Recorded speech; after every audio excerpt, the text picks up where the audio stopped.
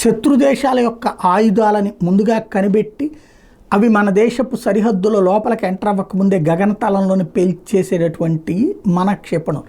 ఇవి కదలాలంటే రాడార్లు ఐడెంటిఫై ఉండాలి, రాడార్లు ఎక్కువ మొత్తంలో ఉండాలి.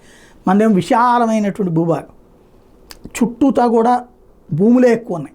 సముద్రాలు ఉన్న దానికంటే కూడా అటు శ్రీలంకకు కానీ, పాకిస్తాన్కి కానీ, చైనాకి కానీ, ఆఫ్ఘనిస్తాన్కి కానీ, భూటాన్కి కానీ మనకున్నటువంటిదంతా కూడా రోడ్లే, ఆ పక్కనంతా కొండలే అడ్డం. కాబట్టి ఈజీగా అవతలోడు ప్రవేశించడానికి అనువుగా అవకాశం ఉన్నటువంటి ప్రాంతం. కాబట్టి రాడార్లు అక్కడ ముఖ్యమైనటువంటి. ఇప్పుడు ఆ రాడార్ల మీద సీరియస్ కాన్సన్ట్రేట్ చేసిన మోడీ సర్కార్ వచ్చే సంవత్సరానికి కొత్తగా 34 రాడార్లు ఏర్పాటు చేయాలని నిర్ణయించుకుంది.